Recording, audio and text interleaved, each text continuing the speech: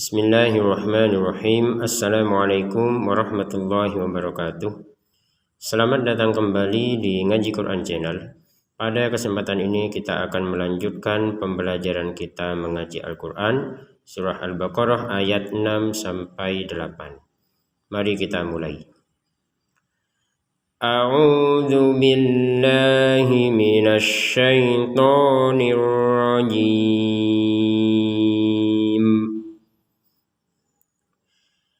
Innal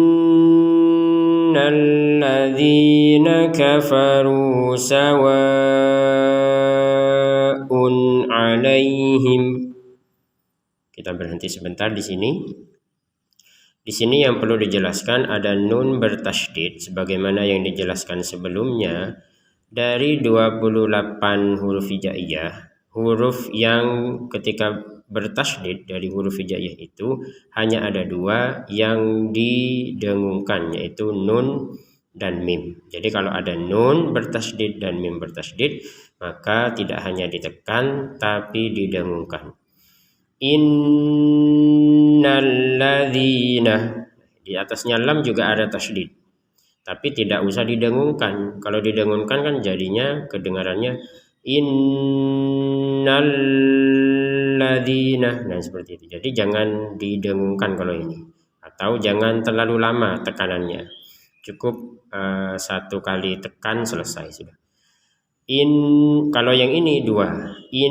Nah untuk dengungannya itu dua ketukan. Innal ladzina kafaru sawa'un 'alaihim. Kata kafaru di sini ada dhammah bertemu wawu. Di atasnya ada sukun, maka ini dibaca dua harokat. Kafaru sawa'un. Jadi kafaru, runya ini dua harokat. Kemudian untuk kata sawa'un di sini ada harokat bendera, di atasnya ada tanda panjang seperti ini, maka ini dipanjangkan 4 sampai 5 harokat. Jadi kalau ini 2, yang ini 5 sampai 6 harokat. Jadi lebih panjang. Kita praktek. Kafaru sawa'un. Jadi 4 sampai 5 harokat. Sawa'un 'alaihim. Ada di sini tanwin atau dhammatain bertemu dengan ain. Maka ini dibaca dengan jelas. Sawa'un 'alaihim. Jadi jangan, apa yang dimaksud dengan jelas? Jelas itu artinya tidak ada samar. Nah, kalau dibaca samar itu sawa'un 'alaihim itu samar. Atau dibaca dengung. Sawa'un 'alaihim. Nah, ini enggak. Ini harus dibaca dengan jelas. Sawa'un 'alaihim a'anzartahum. Mim sukun bertemu dengan hamzah, ini juga jelas. Ini jelasnya sama dengan ini. Ini dibaca jelas, ini dibaca jelas. Tidak ada samar. 'Alaihim a'anzartahum. Nah, ini jelas. Nah, kalau yang ini baru dibaca samar. Ini nun sukun bertemu dengan dal, maka ini dibaca dengan samar. A'anzartahum. Nah, seperti itu. Jadi kalau samar itu antara jelas dan dengung. Jadi enggak dibaca jelas. Kalau dibaca jelas ini kan a'anzartahum. Anza kan jelas itu. Atau dibaca dengung. Itu dibaca dengung. Tidak boleh. Harus dibaca di antara keduanya, yaitu samar. A'anzartahum. Kemudian di sini ada mim sukun bertemu hamzah, posisinya sama dengan ini. Mim sukun bertemu hamzah, cuman ini kan ada alifnya. Kalau ini langsung seperti kepalanya ain ya, sama-sama hamzah. Maka ini juga dibaca jelas yang ini. A'anzartahum am. Nah, hum am itu jelas. Jadi sebenarnya lancar dalam baca Quran itu ketika kita sudah menerapkan mana yang dibaca jelas, mana yang dibaca samar, dibaca dengung, panjangnya berapa, dan itu semuanya dipraktekkan. Itulah yang dikatakan dengan lancar. Baik, kita lanjutkan. A'andzartahum am. Nah, ini dibaca dengan jelas. A'andzartahum am lam tunzirhum la yu'minun. Nah, yang ini juga sama. Di sini mim sukun kemudian bertemu dengan lam. Ini juga sama. Mim sukun bertemu dengan ta. Ini juga dibaca jelas semuanya. Lam tun, kalau ini baru samar. Lam tunzirhum. Nah, seperti ini dibaca dengan samar. Mim sukun bertemu lam, ya dibaca jelas lagi. Tunzirhum la yu'minun. Yang harus ditekankan dalam pembacaan jelas itu jangan sampai ada jeda nafas atau jeda, kalaupun tidak nafas tapi ada jeda yang seakan-akan berpisah, kan ini bacaannya tulisannya kan berpisah. Contohnya tunzirhum, kemudian berhenti sebentar saja, nggak boleh. Jadi langsung aja digabungkan, seakan-akan mim ini nyambung ke lam gitu ya. Cuman tidak boleh karena ini tulisannya memang seperti ini. Lam tunzirhum la yu'minun. Untuk nun di sini kita baca 2 harokat boleh, 4 harokat boleh, 6 harokat boleh, sesuai dengan ketentuan sebelumnya. Kalau yang sebelumnya kita baca 4 harokat, maka ini juga 4 harokat. Jadi yang sebelum-sebelumnya seperti ini. Muflihun 4 harokat. Misalkan seperti di atasnya lagi yukinun 4 harokat. Kalau 6 harokat ya ini juga panjang 6 harokat dan ini juga 6 harokat. Baik, kita lanjutkan. Khatamallahu ala qulubihim. Nah, di sini khatamallah ini dibacanya Allah ya, dibacanya sebagai Allah bukan Allah. Khatamallah ini dibaca dengan apa namanya? Tafkhim ataupun tebal. Khatamallahu ala qulubihim. Alanya panjangnya 2 harokat, kulu juga 2 harokat, ya kan? Karena di sini ada sukun. Ya, memang tidak tertulis sukunnya di sini. Memang di sini apa namanya? Harokat fathah berdiri. Ya. Ala qulubihim. Kalau ini ada tanda sukunnya. Jadi qulubihim wa ala, ini juga baca jelas, mim sukun bertemu waw. Wa ala sam'ihim, alanya 2 harokat, sam'ihimnya juga dibaca dengan jelas, sam'ihim. Ada tanda qaf lam ya, sebaiknya kita berhenti. Al waqfu aula, jadi sebaiknya berhenti di sini. Tapi melanjutkan tidak apa-apa ya.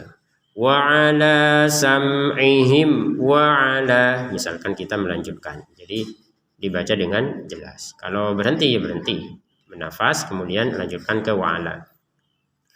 Wa ala absarihim, ada tanda panjang di sini yang sebagian menyebutnya dengan harokat bendera, maka kita panjangannya 2 boleh, panjangan 2 harokat boleh.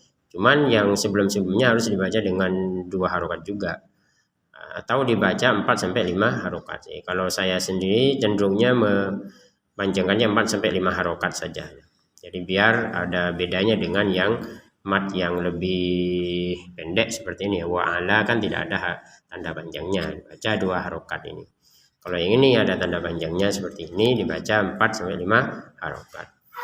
Wa ala absarihim, ada bak sukun yang perlu ditekankan adalah dipantulkan.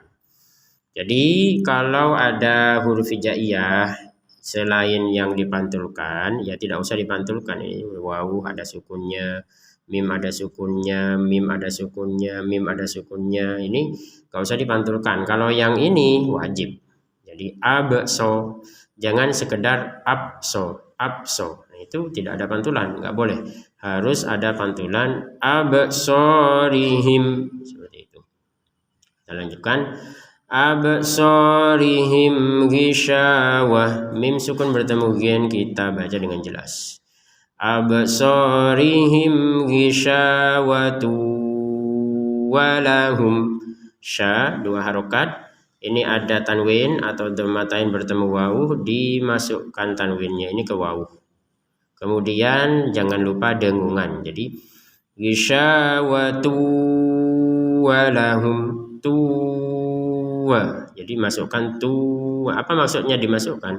Ya kalau tidak dimasukkan ini nggak akan dibaca dengan jelas. Contohnya ghishawatun walahum, ghishawatun wa, kan dibaca dengan jelas. Atau dibaca dengan samar, ghishawatu walahum, ini nggak boleh. Jadi ini harus dibaca dengan dimasukkannya tanwin ke wawu, kemudian dengung, jangan lupa. Isyawatu walahum. Jadi jangan sekedar isyawatu walahum, dimasukkan tapi tidak dengung, nggak boleh itu. Tidak sesuai dengan namanya. Namanya itu kalau bagi kita yang belajar tajwid itu namanya idgham bi gunnah, masuk dengan dengung. Kalau bacanya isyawatu walahum berarti cuma idgham saja, nggak ada gunnahnya. Nah, baik, kita lanjutkan. Walahum adzabun. Nah, di sini ada mim sukun bertemu ain, dibaca dengan jelas. Walahum adzabun azim. Di sini ada tanwin adzabun, kemudian bertemu dengan ain, dibaca dengan jelas kalau yang ini. Adzabun azim. Jadi kalau yang jelas jangan dibaca dengan tidak ada dengung sama sekali. Adzabun azim. Jadi ada yang dibaca samar, nah ini ada yang dibaca jelas, ada yang dibaca dengung, mohon maaf, ada yang dibaca dengung, ada yang dibaca jelas yang seperti ini, ada yang dibaca samar yang seperti tadi itu tunzirhum. Jadi tiga ini harus kita tekankan. Jadi samar, mana yang samar, mana dengung, mana yang jelas, itu harus, itulah syarat kefasihan membaca Al-Quran. Kita lanjutkan. Wa minan nasi may yaqulu. Nah, di sini nun bertasydid. Nah, masih ingat nun bertasydid tadi bahwa kalau huruf hijaiyah itu ada dua yang ketika bertasydid harus didengungkan, yaitu nun dan mim. Nah, ini nunnya. Wa minan nasi. Jadi dengung itu di rongga hidung itu ada getaran dengungnya minimal 2 harokat panjang dengungnya. Jadi didengungkan 2 harokat, ditekan 2 harokat dengungannya itu. Kalau sekedar wa minan nasi kan nggak ada dengung gitu. Wa minan nasi, ada dengung mungkin 1 harokat tapi tidak sempurna. Jadi kita harus menyempurnakan 2. Wa minan nasi may yaqulu. Nun sukun bertemu ya, sama dengan ini tanwin bertemu wawu. Masih ingat tadi ini dimasukkan kepada wawu disertai dengungan. Ini juga sama, nun sukunnya dimasukkan ke ya disertai dengungan. May yaqulu, jangan lupa dengungannya. Kalau sekedar baca may yaqulu, nah ini enggak ada dengungnya, harus ada dengung 2 harokat minimal. May yaqulu amanna billahi. Nah, di sini ada nun bertasydid lagi. Nun bertasydid ini harus kita dengungkan sebagaimana yang ini. Nun bertasydid, nun bertasydid. Amanna. Di sini di atasnya hamzah ada harokat berdiri, kita baca 2 harokat. Amanna. Nah, di sini juga dibaca 2 harokat. Ya, karena ada fathah diiringi atau di depannya ada huruf alif. Jadi dibaca 2 harokat itu ada yang harokatnya berdiri seperti ini, langsung dibaca 2 harokat. Ada yang masih proses, yaitu fathah kemudian ada alif. Amanna billahi. Nah, kata Allah di sini juga ada tanda harokat bendera harokat berdiri, billahi wa bil yaumil akhir. Ini harokat berdiri. wa bil yaumil akhiri wa ma hum. Nah, di sini wa ma panjang 2 harokat, hum di sini bertemu dengan apa? Nah, berikutnya wa ma hum bimu'minin. Nah, di sini kalau barusan kita bacanya kan wa ma hum, seakan-akan dibaca dengan jelas. Ternyata mim sukunnya ini bertemu dengan huruf ba. Maka kita wajib membacanya dengan apa? Samar. Kita ulangi. Wa ma hum bimu'minin. Nah, dibaca dengan samar. Bi, karena kita menggabungkan mim sukunnya ini kepada huruf ba. Kalau selain huruf ba, maka nanti dibacanya dengan jelas. Ba dan mim itu ya. Kalau bertemu dengan mim nanti lain lagi. Selain huruf ba dan mim, maka dibaca dengan jelas. Contohnya yang tadi itu seperti ini. Mim sukun bertemu wawu ya. Sam'ihim wa ala. Nah, ini kan baca dengan jelas. Tapi kalau yang ini mim sukunnya bertemu dengan ba, dibaca dengan samar. Bimu'minin 2 harokat, 4 harokat atau 6 harokat sesuai dengan ketentuan awal-awalnya sebagaimana sebelumnya itu.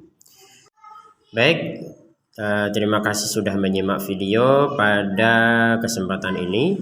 Kita sudah selesai dan semoga ini menjadi penyemangat kita untuk terus belajar Al-Quran dan meyakinkan kita bahwa ternyata membaca Al-Quran itu mudah jika kita ingin belajar. Demikian, terima kasih. Semoga bermanfaat. Wassalamualaikum warahmatullahi wabarakatuh.